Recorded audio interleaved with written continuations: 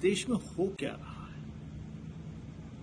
आप कानून को नहीं मानेंगे, जब मर्जी आएगा, जब उस तरीके का आप कोई नया नैरेटिव खड़ा कर देंगे। सबसे पहले मैं संभल की आवाम से अपील करूंगा कि शांति व्यवस्था बनाए रखें।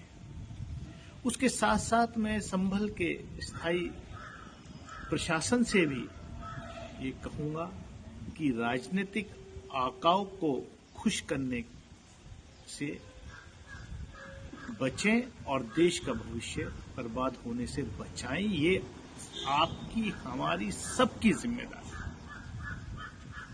1991 का places of worship act parliament ने पास किया कि 1947 के बाद जो धर्म स्थल जिस व्यवस्था में है, एक बाबरी मस्जिद राम जन्मभूमि का केस उस वक्त चल रहा था कोर्ट में, उसको छोड़ करके किसी भी धर्म स्थल पर कोई चैलेंज नहीं किया जाएगा। जो जिस स्थिति में है वो उसी स्थिति में रहेगा। ये बाकायदे कानून। मैं ऑनरेबल सुप्रीम कोर्ट से भी अपील करूंगा कि सो मोटो इसका कॉग्निजेंस लेकर के लोअर जुडिशरी को निर्देशित किया जा सके, जो कहीं कंफ्यूजन है उसको दूर किया जा सके, उसको जल्द से जल्द सुना। जो खबरें संभल से आ रही हैं, शायद एक से ज्यादा लोगों की जान भी मार गई है। कौन है इसका जिम्मेदार? कोई भाजपा का कार्यकर्ता पीछे से? कितनी बड़ी कॉन्स्पिरेसी है ये। एक लोअर कोर्ट में जाता है और लोअर कोर्ट आदेश कर देता है सर्वे का, कि मस्जिद का सर्वे। प्रशासन इतनी जल्दबाजी में कि उसी दिन शाम को सर्वे हो जाता है, लेकिन उस दिन शाम को शांतिपूर्वक सर्वे हो गया, कोई घटना नहीं घटी। क्योंकि थ्योरी, जो कॉन्स्पिरेसी है, षड्यंत्र था, वो तो दूसरा है ना। आज फिर सर्वे टीम वहां पहुंचती है संडे के दिन, दूसरे पक्ष को सुने बिना। इतना वक्त भी नहीं दिया जाता कि दूसरा पक्ष जो है हायर जुडिशरी में उससे ऊंची अदालत में चले। मासूमों की जान जाएगी, सरकारी प्रॉपर्टी नष्ट होगी। मतलब हम देश के भविष्य को कहां ले जा रहे हैं?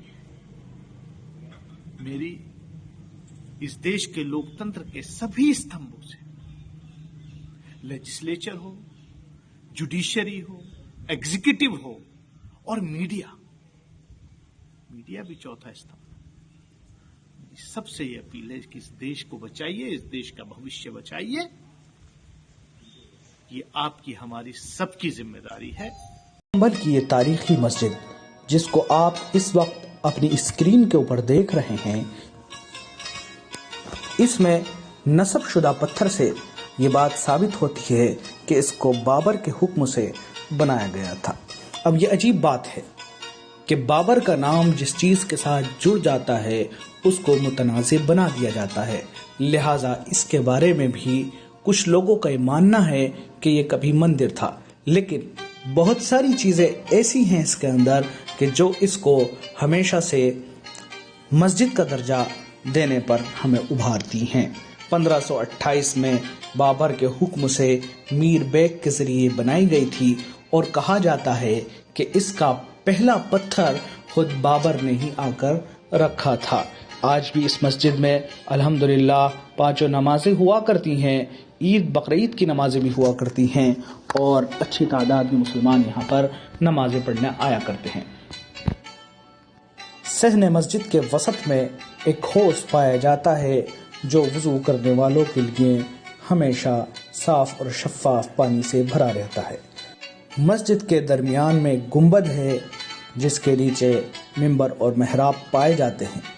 आप किसी भी कदीम और तारीखी मस्जिद को देखिएगा तो उसमें इस बात को नोट कीजिएगा कि जो भी कदीम और तारीखी मस्जिदें हैं उसमें मिंबर और मेहराब के ऊपर गुंबद बनाया जाता था ताकि आवाज़ की बाज़गश्त के लिए और आवाज़ को दूर तक पहुंचाने के लिए आसानी हो। इसके वक़ू की बात की जाए तो कभी ये शहर के अतराफ और अकनाफ में रही होगी, लेकिन फ़िलहाल ये शहर के वसत में पाई जाती है। तो संभल का बड़ा बाज़ार है उससे लगी हुई है और इसके आने के कई रास्ते हैं।